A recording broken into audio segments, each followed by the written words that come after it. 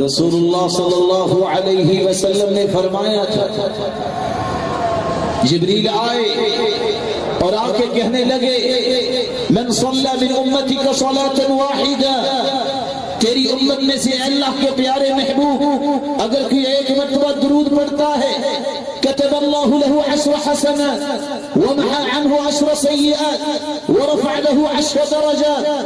درود ایک مرتبہ پڑھو 10 نیکیاں لکھی جائیں گی، 10 گناہ معاف ہوں گے، 10 درجات بلند ہوں گے.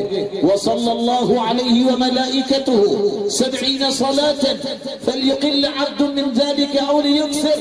دوسری روایت بتاتی ہے تم درود ایک مرتبہ پڑھو گے، اللہ ذوالجلال 70 مرتبہ تم پہ رحمت کی برکت برسائیں گے. تم ایک مرتبہ درود پڑھو گے، کھربوں کی تعداد میں فرشتے تمہاری بخشش، تمہاری برکت، تمہاری مغفرت کے لیے 70 مرتبہ دعا کریں گے.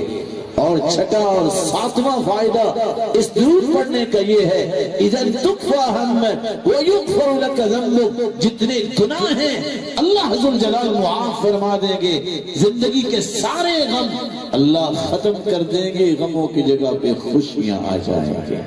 اور اللہ کے رسول صلی اللہ علیہ وسلم نے فرمایا،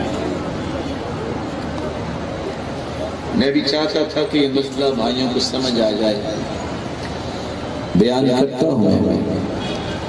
پہلی تو بات یہ ہے کہ میں نے اذان سنی نہیں، اور اگر اذان ہو رہی ہو تو خاموشی سے جواب دینا چاہیے، لیکن یہ مسئلہ بھی آپ کے ذہن میں ہونا چاہیے. صحیح بخاری پڑھانے والے یہاں بیٹھے ہیں، ضروری بات ہو رہی ہو تو بات مکمل کر کے اذان کا جواب دیں. مؤذن اذان کہتے کہتے اگر بات کر سکتا ہے تو سننے والا بلولا بات کر سکتا ہے. صحیح بخاری پڑھانے والے یہ جانتے ہیں. رسول اکرم صلی اللہ علیہ وسلم کی بات مکمل کریں اور اذان کا ہم جواب دیتے ہیں. رسول اکرم صلی اللہ علیہ وآلہ وسلم نے فرمایا قیامت کو سب سے افضل وہ ہوگا، سب سے میرے قریب وہ ہوگا جو کثرت سے درود پڑھتا ہے، جو صبح 10 مرتبہ شام 10 مرتبہ درود پڑھ لے، قیامت کو میں اس کی شفاعت کروں.